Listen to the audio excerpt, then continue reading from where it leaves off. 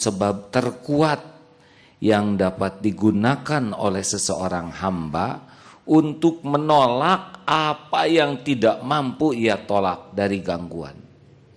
Jadi fisik kita tidak berdaya nih melawan, misalkan ada singa. Tapi ketawakalan kepada Allah bisa membuat singa ini tidak merugikan kita. Karena ini merupakan ikhtiar terhebat, yaitu yakin kepada Allah, husnuzon kepada Allah. Tidak mampu ia tolak dari gangguan, dari perbuatan zolim, dan dari permusuhan makhluknya. Dan ini adalah salah satu faktor terkuatnya dalam hal tersebut. Karena Allah yang akan memberikan pertolongan kepadanya, yaitu memberikan kecukupan. Dan barang siapa yang Allah sebagai pemberi kecukupan baginya dan pelindungnya, maka tidak ada celah bagi musuhnya untuk menyakitinya. Dan tidak akan berbahaya baginya, kecuali hanya sebatas gangguan kecil saja yang pasti ia dapatkan, seperti panas, dingin, lapar, haus. Adapun mara bahaya yang dapat mengantarkan musuhnya kepada tujuan utamanya, maka selamanya tidak akan mungkin bisa. Tentu berbeda antara gangguan kecil secara zahir yang dapat mengganggu dirinya, sementara pada hakikatnya gangguan tersebut adalah perbuatan baik untuknya. Nah, saudaraku sekalian, jadi misalkan ada singa, kita terpojok, dan kita betul-betul pasrah kepada Allah. Nah, diketahui saja singa itu adalah ciptaan Allah. Singa itu pekerjaannya bertasbih kepada Allah. Yusabbihu lahu ma fis samawati wa ma fil ard. Dan singa itu sepenuhnya takluk dalam kekuasaan Allah. Ketika singa melihat kita, mungkin singa jijik, ya. Ini makanan kurang enak. Mungkin dalam penglihatan singa. Saya tidak pernah jadi singa. Tapi oleh Allah mungkin singa iba kepada kita. Yes, tetega. Udah tulangnya kecil misalkan. Mungkin ya. Tapi mudahlah bagi Allah. Bagaimana singa bisa punya kasih sayang ke anaknya juga Allah yang mengilhamkan. Mungkin pernah mendengar ada seorang yang dipenjara di sebuah negara yang zolim. Lalu ulama ini kisah nyata hadirin. Seorang doktor ulama dimasukkan anjing lapar ke sana dengan tujuan anjing itu akan menerkamnya. Tapi ketika dilihat dari celah-celah kunci, anjing itu malah ada di sampingnya ulama yang sedang sholat. Malah ulama itu memberikan makanannya untuk anjing tersebut. Tidak mengganggu, bahkan menjaga. Dan ini sangat tidak aneh hadirin. Karena anjing itu mutlak sepenuhnya ciptaan Allah, milik Allah, dalam genggaman Allah setiap saat. Bagaimana kalau kita akan dijolimi orang? Ya sama saja. Orang juga ciptaan Allah. Dalam kekuasaan Allah. Setiap orang penjahat sekalipun itu makhluk ciptaan Allah dan diurus oleh Allah. Kasih makan, didetakkan jantungnya, dialirkan darahnya, diberi oksigen. Dia jadi jalan. Orang jahat itu jadi jalan ladang pahala bagi orang-orang yang beriman. Sama, ketika perang Yahudi melawan Hamas, tidak ada satupun yang berperang kecuali semuanya makhluk ciptaan Allah. Tidak ada satupun peluru yang meletus kecuali dengan izin Allah. Tidak ada lalu lintas peluru kecuali Allah tahu. Masa ada yang tidak diketahui Allah? Dan pasti yang kena yang sudah waktunya wafat. Karena nyawa tidak tertukar. Walikulli ummatin ajalun fa idza jaa ajaluhum la yastakhiruna sa'atan wala yastaqdimun. Setiap umat ada ajalnya. Jikalau datang saatnya tidak bisa diakhirkan, tidak bisa dimajukan walau sesaat. Makanya dalam peperangan itu yang paling berbahaya adalah lupa ke Allah. Apakah dengan tawakal kita bisa seenaknya jalan? Loh, kan ada syariat. Jalan di sini. Saya bertawakal kepadamu ya Allah. Hanya engkaulah pelindungku. Terus jatuh ke bawah. Loh, kok enggak melindungi saya? Ya dia konyol. Allah udah ngasih tahu ada gaya gravitasi ya. Berapa gaya gravitasi? 9,8. Itu ilmu. Bahwa kalau di atas tidak pegangan jatuh ke bawah. Allah sudah ngasih tahu. Lalu kita konyol, itu bukan tawakal namanya. Karena kita masih bisa memilih untuk tidak memanjat. Nah rekan-rekan sekalian, kepasrahan ini merupakan ikhtiar yang sangat mulia tawakal itu. Karena berbaik sangka kepada Allah. Tidak semua orang bisa tawakal. Ada seorang istri yang saya pasrahkan suami saya kepadamu. Enggak mau dia. Karena takut suaminya dititipkan oleh Allah kepada yang lain. Ini kan penghinaan hadirin. Memangnya serendah itu tuh. Kalau saya pasrahkan ke Allah, nanti Allah memasrahkan ke yang lain. Allah tuh tidak rumit hadirin ngurus segala. Ingat ya.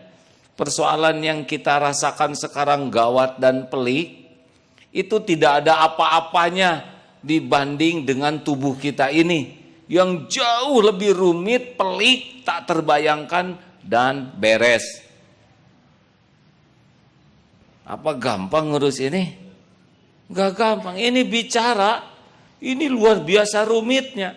Berpikir, langsung harus keluar dari mulut, dengan nada yang pas, huruf yang akurat, tidak boleh salah, nadanya, intonasi, di sini pita suara harus menggetarkan. Ini kan detik yang sama, ya mikir, ya ngomong, ya kedip, ya jantung, ya ngegiling tadi sudah makan putu, dan sebagainya. Itu masalah pribadi hadirnya. Karena baru ditelan dia lagi digiling. Coba kalau saya harus mengurus saudara sekalian. Ya jantung berdetak, ya atel lagi hadirin ya. Ya haus, ya nyari air, komplit. Tapi beres semuanya. Contoh haus, saya tinggal lihat ke bawah sudah ada. Bahkan biasanya naik sendiri ke meja.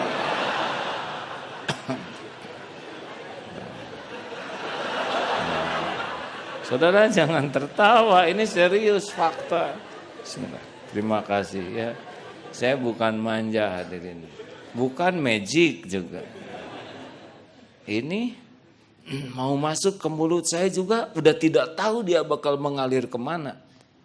Tidak akan salah, tidak akan merendam paru-paru nih. Ketika diminum langsung katup nutup menuju ke paru-paru. Tanpa saya sadari. Masuk, diolah sampai ke ujung-ujung sini. Ini rumitnya tidak terbayangkan dan beres setiap saat. Ayo.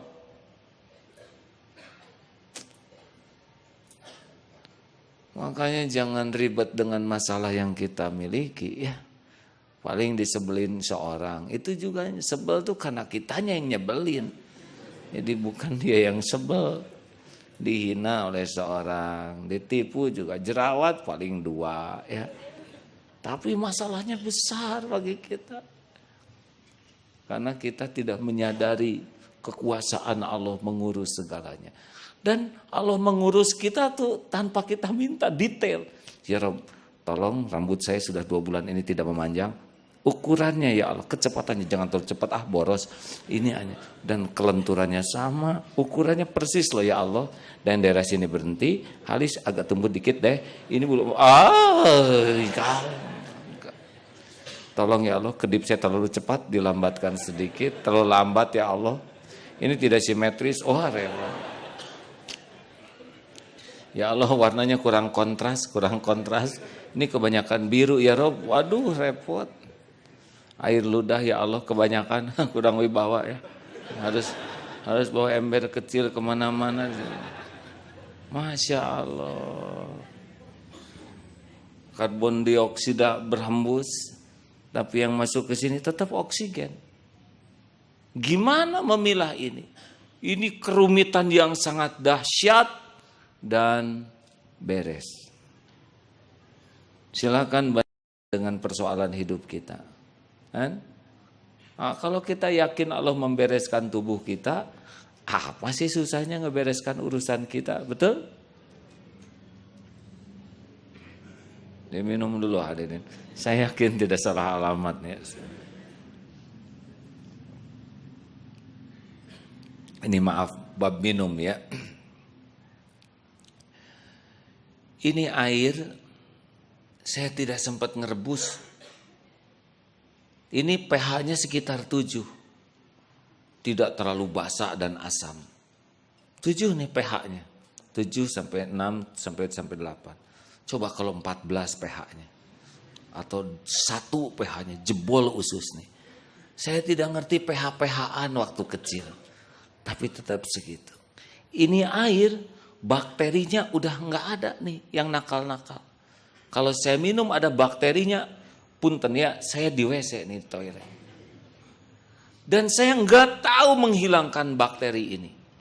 Dan bayi juga tidak tahu menghilangkan bakteri. Dan beres, betul?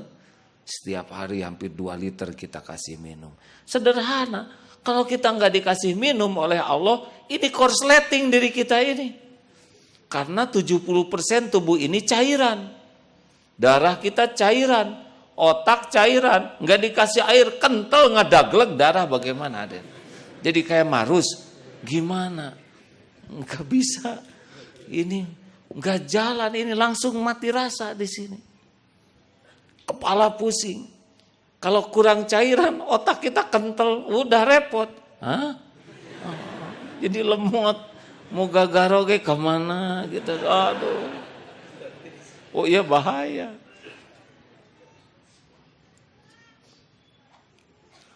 Jadi tawakal itu dahsyat sekali. Tawakal itu datang dari keyakinan. Dan keyakinan adalah ilmu tertinggi.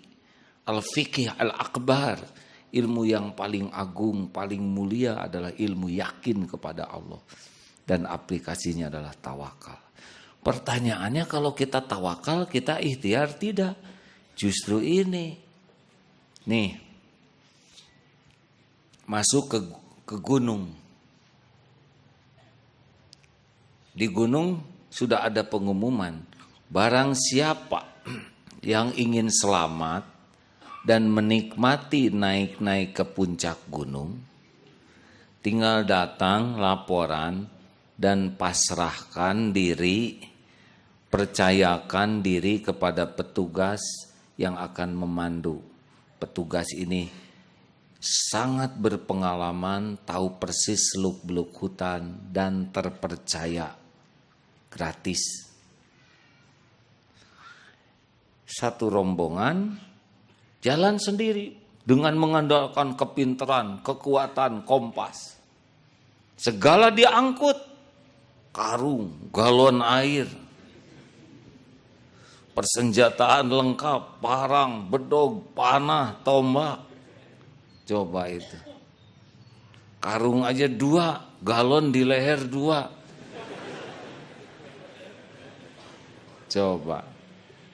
Yang satu laporan, Pak, saya mau naik gunung. Sesuai dengan janji kalau saya lapor, benar mau memasrahkan urusannya kepada saya, siap. Tidak usah bawa galon. Hah? Kenapa Pak? Nanti minum bagaimana? Saya tahu mata air di pos-pos mana saja. Percayakan, saya akan tunjukkan dan sampai ke atas tidak akan pernah kehausan. Itu karung beras turunkan. Saudara bawa 2 karung gitu kapan jalannya? Bagaimana Pak nanti saya di hutan lapar? Saya tahu pohon-pohonan yang bisa dimakan, fresh, segar, gratis, full energi, multikalori, vitamin C, semuanya komplit. Siap.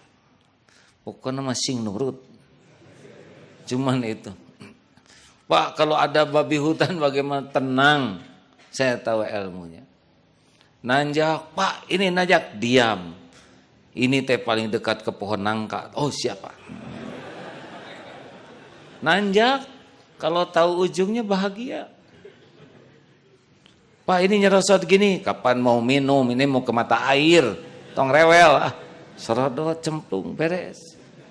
Kerusuk, Pak babi hutan. Tenang, babi hutan tidak bisa belok. Miring saja, shoot, beres.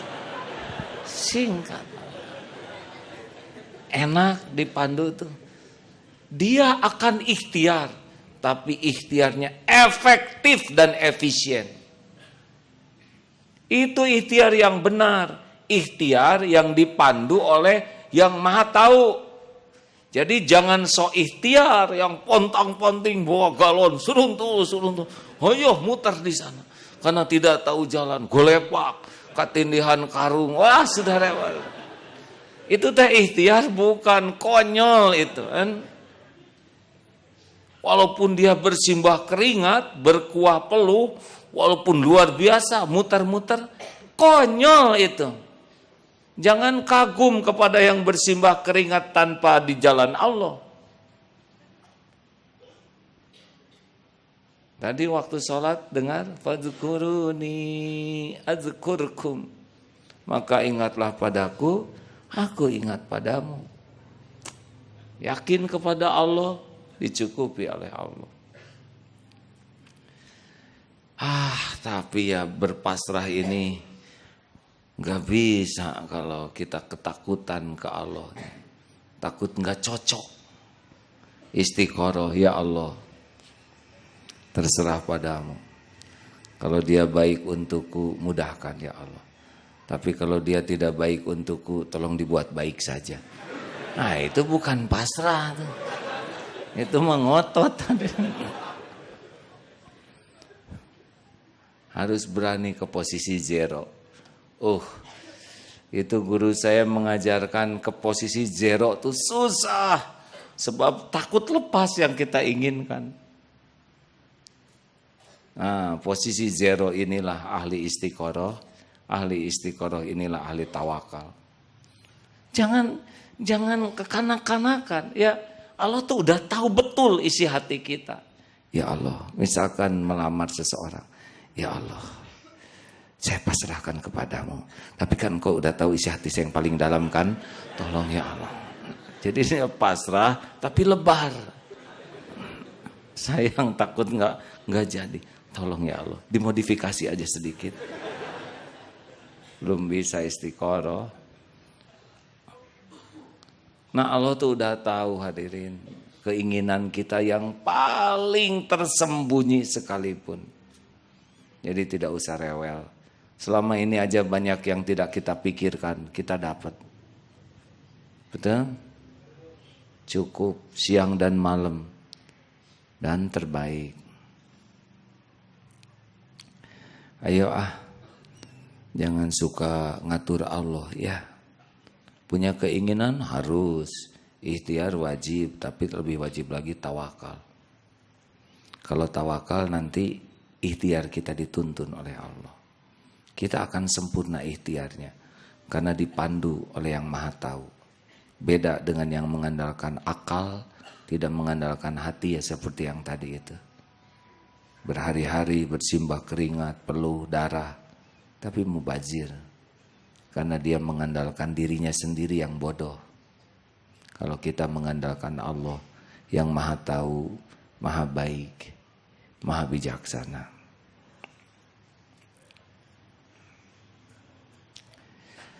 Barang siapa yang menjadikan seluruh keinginannya menjadi satu keinginan, yaitu keinginan akhirat, maka Allah akan beri kecukupan keinginan dunianya. Dan barang siapa yang seluruh keinginannya dipusatkan untuk mendapatkan dunia, maka Allah tidak peduli di lembah mana ia akan binasa. Hadis Ibnu Majah. Ini juga sahih. Jadi hadirin, jangan takutlah keperluan dunia kita. Ya, kita di perut ibu aja belum sempat mikir apa-apa, dah otaknya belum jadi beres. Jawab ya, waktu di rahim ibu rezeki kita ada? Cukup? Semua jawab, cukup? Sempat mikir tidak? Mana yang lebih hebat? Janin mencari rezeki atau rezeki mendekati janin? Ada yang gak jawab, gak apa-apa. Yang kurang yakin biasanya. Masuk tuh. Pete, dorok-dok, lencak, terong, cireng, bandros, perkedel. Ya Allah, ibu kalau lagi hamil tuh jarambah sekali ada. Manisan taraje semua. Bayangkan segitu pedesnya itu. Gimana kalau oleh Allah nggak diatur, janin itu udah membara di dalam. Punya diramu, plasenta masuk ke tubuh kita, cocok dengan keperluan kita. Coba kalau pelenyut jengkol satu kena janin, ya nggak? Terong, atau seperti apa bentuk kita? Tidak ada tuh aroma jengkol yang tersisa. Padahal rujak teh pedas tuh ibu lagi ngidam teh. Beres. Lahir ke dunia jadi bayi. Waktu kita bayi rezeki ada? Ada? Cukup? Mana yang mendekati? Kita nyari rezeki yang mendekati kita. Beres, lahir ibu langsung ada air susunya tuh. Dari air susu jadi tulang, jadi gigi, jadi rambut, gak masuk di akal. Ibunya tidak mengeluarkan air susu, sapi atuh ngeluarin, coba. Sapi coba itu. Mana yang ngedeketin? Bayi ngedeketin sapi atau sapi ngedeketin bayi? Jawab. Hadirin, saya tidak nyuruh ketawa, jawab. Udah pengalaman ngejawabnya ya. Ada yang jawab sapi ngedeketin bayi, mana ada? Bayi itu tidak perlu sapinya, tapi perlu bukan susunya, air susunya. Eknaunya suka sapi. Malu ya. Dekat cipta bayi ngagarantel di sana. Tapi Allah Maha Adil, ini serius ya. Bayangin sapi, saudara sepersusuan itu ya. Atau buntutan, belang. Kita enggak, hadirin. Masya Allah. Gimana itu? Sedangkan saudara sesusuannya kakinya 4, berekor, bertanduk. Lah kita, saudara sepersusuan bayi, enggak, sukaan belang sedikit. Atau suara gitu. Enggak. Ini serius hadirin. Gimana itu susu yang sama hasilnya berbeda? Ya, karena Allah yang ngatur. Aduh, kalau sudah ingat kayak gini. Terus sampai sekarang. Apa yang kita perlukan yang tidak dicukupi Allah? Makan, coba lihat waktu makan siang tadi atau nanti makan malam. Lihat itu makanan. Dari mana berasnya? Bagaimana sampai ke piring kita?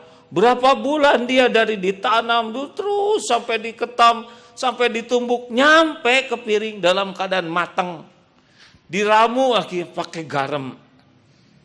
Garamnya juga jauh dari Madura, dikeringkan, beres sampai cengek, sambal, itu sambal ada terasinya dari mana, cabai dari mana, tomat dari mana. Aduh, ngariung di sana. Serius hadirin. Itu kan dahsyat sekali, sambal tuh makanan mewah hadirin. Lebih rumit sambal daripada nasi. Ngumpul di sana. Belum ikannya, ibu ikan menikah dengan bapak ikan. Terjadi telur ikan. Dibesarkan oleh ibu ikan. Dikunyah oleh saudara. Jauh banget. Celok ke sini. Fabi ayyi ala'i rabbikuma tukadziban. Maka nikmat Tuhanmu manakah yang akan kau dustakan? Dan itu bukan cuman tadi, puluhan tahun, saya 54 tahun seperti itu. Tidak ada satu hari pun Allah lupa memberi makan, lupa memberi minum, lupa memberi napas.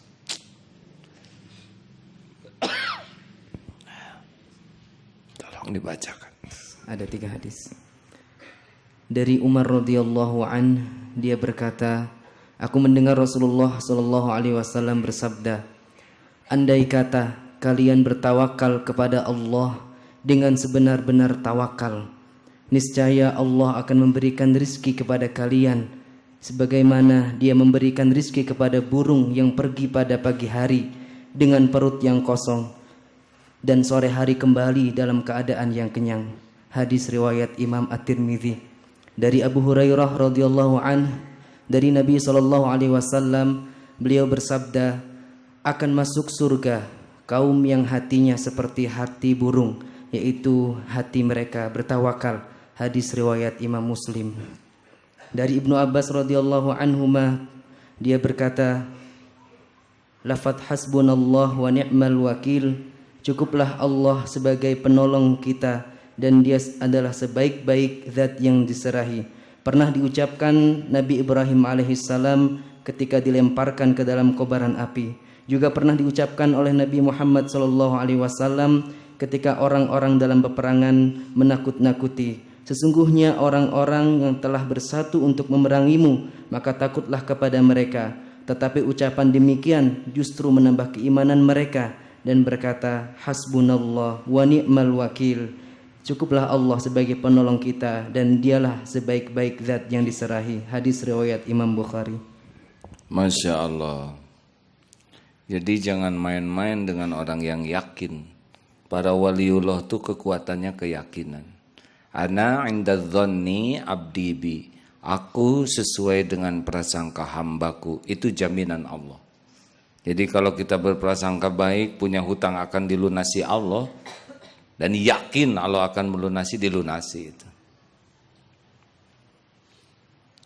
Bagaimana kalau saya yakin dia jodoh saya, tapi enggak jadi dia nikahnya dengan saya, malah nikah dengan sobat saya. Nanti dibuat tidak yakin kepada itu. Kalau bukan jodohnya. Asalnya bogoh, panteng, tapi asa kurang manis itu ya. Akhirnya dikasih gula saja.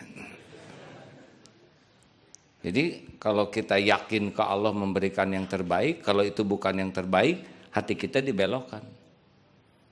Tidak kekeh lagi, kan? Sekarang aku cinta padamu sampai mati, tinggal dibalikin. Asa jadi enak melihatmu, nggak jadi janji itu. Hanya sampai kemarin aja cintanya. Gampang bagi Allah ngebulak-balik hati. Ini serius hadirin, maka jangan terlalu terpesona dengan janji. Engkau adalah segala-galanya bagiku. Yang seperti itu kan. Pas nikah, marah si istrinya tuh. Luar biasa marahnya. Tahu kamu begini, saya nggak mau nikah padamu. Engkau bohong padaku. Bohong apa? Bukankah aku sudah mengatakan sejujurnya? Aku tidak punya apa-apa, hanya engkau milikku. Tapi kamu kan ngomong so sweet, ya nggak? Padahal aku emang gak punya duit, gak punya apa-apa. Makanya hadirin, jangan lebay lah. Yang jatuh cinta gak usah banyak puisi, belum tentu jodoh. Sing bulat we ka Allah minta, ya Allah tetapkan yang terbaik. Pasti kita punya keinginan, tapi keinginan kita jangan ngatur Allah. Keinginan kita membuat kita ingin diberikan yang terbaik oleh Allah. Inilah mujahadahnya, melepas keinginan karena yakin Allah yang maha tahu apa yang terbaik bagi kita. Begitu hadirin, doanya jangan lupa ulangi, bismillahi tawakkaltu 'alallahi la haula wala quwwata illa billah hudita wa kufita wa wukita.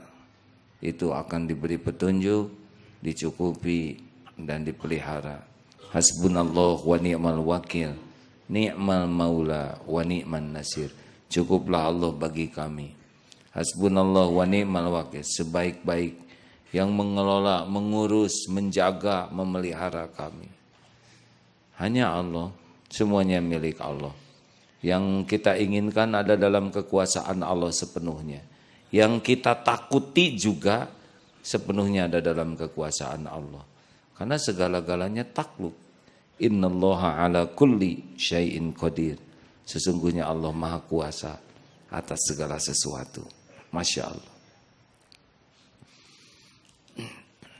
Wajah saya sedang hitam kelam. Tadi siang berkuda. Sepintar-pintar kita berkuda, tidak akan bisa menolak kalau Allah membuat kita jatuh. Walaupun kita sudah terlatih, walaupun kudanya sudah nurut, sudah soulmate dengan kita. Kalau Allah mau bikin jatuh mah terpleset berdua ya. Tidak sulit bagi Allah. Makanya jangan pernah ada yang bisa membuat kita aman. Walaupun kita berpengalaman, tetap aman itu hanya datang dari Allah. Allahumma antas salam wa minkas salam wa ilaika ya'udhu salam fa hayna rabbana bis salam wa adkhilna jannata darussalam. Hadirin, walaupun punya uang, perusahaan, jangan merasa, karena kalau Allah mau ngambil, ngambil saja. Tinggal dibuat cepret saja pembuluh darah di otak. Prut. Mau gimana ngurus perusahaan kalau kita tidak ingat apa-apa, benar? Tinggal turun dari sana nginjak kulit pisang, geleduk, pas batu di sini. Ayane saha, begitu ada. Pas ngaca eta saha nu dina kaca, waduh, kalau wajah sendiri sudah lupa, apalagi yang diingat.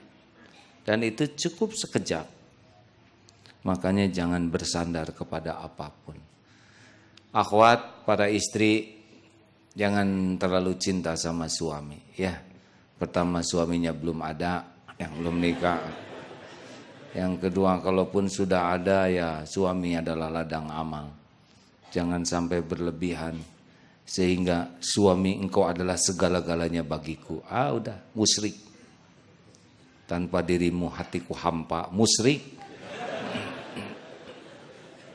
Engkau bagai cahaya, tanpa dirimu hidupku dalam kegelapan, musyrik. Pasti menderita wanita seperti itu, beneran. Karena dia sudah menuhankan suami. Oleh Allah tinggal dipalingkan aja hati suaminya. Udah nggak bisa apa-apa, nggak bisa apa-apa. Makanya biasa-biasalah. Keatasan jangan sampai melihat atasan sebagai Tuhan. Biasa aja. Sama-sama nebeng. Pangkat jabatan tuh hanya titipan Allah. Jangan sampai lebih takut ke atasan daripada takut ke Allah. Juga yang bisnis, jangan menuhankan klien. Seakan-akan klien inilah, enggak, tenang aja. Kalau Allah mau beli rezeki ke kita, dia akan beli ke kita. Enggak usah pembeli adalah raja. Enggak, pembeli mah si eta ya.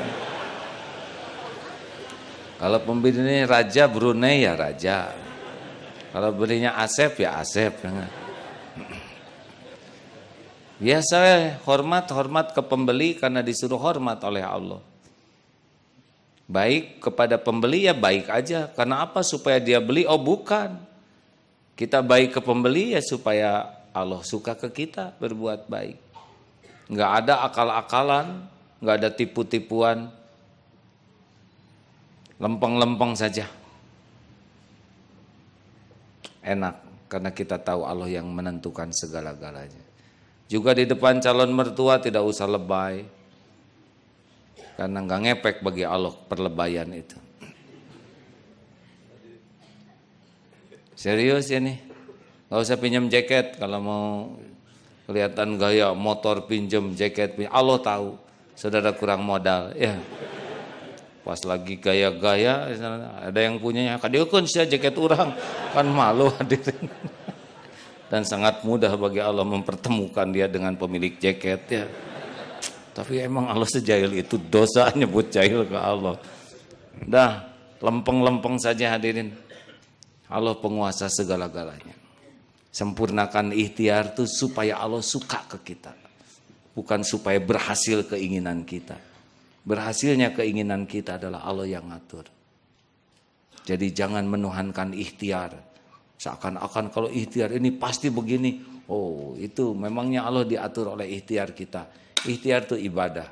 Siti Hajar juga ikhtiar. Sofa, marwah, nyari air. Tidak keluar di sofa, tidak keluar di marwah. Keluarnya justru di telapak, di pasir bawah kaki Nabi Ismail. Air Zam-Zam. Suka-suka Allah. Sempurnakan ikhtiar, tapi jangan menuhankan ikhtiar. Ikhtiar adalah amal soleh. Masya Allah.